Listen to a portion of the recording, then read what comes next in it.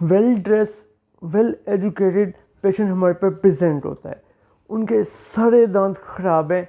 तो सारे दांत ख़राब हैं, पेशेंट का कहना है कि वो दिन में 3 दफ़ा ब्रश करता है, 3 दफ़ा ब्रश करने के बावजूद भी उसके दांत ख़राब हैं। तो हम इसको एवेलुएट करेंगे क्या क्या फैक्टर्स हो सकते हैं और किन किन फैक्टर्स को हमने कंट्रोल करना है, कैसे कंट्रोल करना है। मैं specialist dentist assistant professor doctor Mohammad Ahmad, मैं ओडोंटोलॉजी इन पे प्रैक्टिस कर रहा हूँ एज ए स्पेशलिस्ट डेंटिस्ट। तो हमारे पास जब इस तरह के पेशेंट प्रेजेंट होते हैं तो हमने 2 से 3 फैक्टर्स जो हमने एवेलुएट करने होते हैं कि पेशेंट को डिके क्यों हो रहा है, वो 3 मेन फैक्टर हैं, वो हम डिस्कस करते हैं। सबसे मेन फैक्टर है पेशेंट की ओरल हाइजीनिक। हमारे पेशेंट की जो ओरल हाइजीनिक थी वो बहुत अच्छी थी। पेशेंट 3 टाइम्स ब्रश कर रहा था, तो ये तो बहुत अच्छी बात थी। और वो देखने में भी विजिबल था कि कोई ज़्यादा ग्रॉसली टाउटर, बहुत ज़्यादा प्लाक या कैलकुलस नहीं है। सेकंड फैक्टर जो हमें था, क्या कहते हैं, मेडिकली फिटनेस।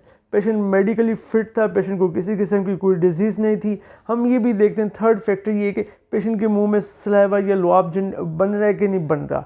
हमारे पेशेंट के मुंह में लुआब बन रहा था, पेशेंट का मुंह वेट था, तो इसका मतलब है कि पेशेंट को किसी किस्म की ड्राई माउथ नहीं था, क्योंकि ड्राई माउथ से भी डिके होता है, क्योंकि हमारा जो सलाइवा है वो दांतों को प्रोटेक्शन देता है। अगर सलाइवा ना बने तो दांतों में डिके स्टार्ट हो जाता है।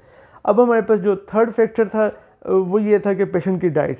पेशेंट का कहना था कि वो किसी किस्म की मीठी डाइट लेता ही नहीं है।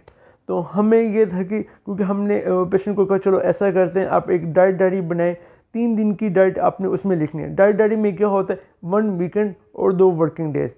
पेशेंट जो भी चीज़ खाता है तो वो उसमें एंटर कर लेता है। जब वो हमारे पास आता है तो हम उसको एवेलुएट करते हैं कि इसमें कोई ऐसा डाइट में कोई फैक्टर तो नहीं है जिसकी वजह से पेशेंट के दांतों को डिके लग रहा है। अब पेशेंट जो है हमारे पास आया तो हमने उसको एवेलुएट किया, डाइट डायरी को हमने प्रॉपर्ली रीड किया। पेशेंट ने जो जो चीज़ खाई थी वो मोबाइल में एंटर करता गया, तो हमने उसको एवेलुएट किया। तो उसमें एक फैक्टर जो था पेशेंट का, जो इस चीज़ को कंट्रीब्यूट कर रहा था, वो था कोल्ड ड्रिंक। अब पेशेंट ये था कि पेशेंट का कहना था कि मैं एक कोल्ड ड्रिंक लेता हूँ, लेकिन उसके लेने का पैटर्न बहुत डिफरेंट था। पेशेंट एक्चुअली था बैंकर, वो बैंक में जॉब करता था। जब वो बैंक में जाता था तो वो ये था कि अपने साथ एक कोल्ड ड्रिंक लेके जाता था, वो हाफ़ लीटर वाली। उसका यही था कि पानी की बोतल और कोल्ड ड्रिंक की आलमोस्ट प्राइस तो सेम है, तो क्यों ना मैं कोल्ड ड्रिंक ही यूज़ कर लूँ, उसमें भी बहुत अच्छी वाटर, तो उसमें भी बहुत अच्छा है। तो वो उसको सिप करता रहता था कोल्ड ड्रिंक को, तो ताकि जब आधे घंटे में 45 मिनट बाद या घंटे बाद जब भी उसे प्यास लगे तो वो कोल्ड ड्रिंक को सिप कर लेता था। अब होता ये था कि जब हम एक दफ़ा मीठी चीज़ लेते हैं तो हमारे दांतों को 1 घंटा नुकसान होता है।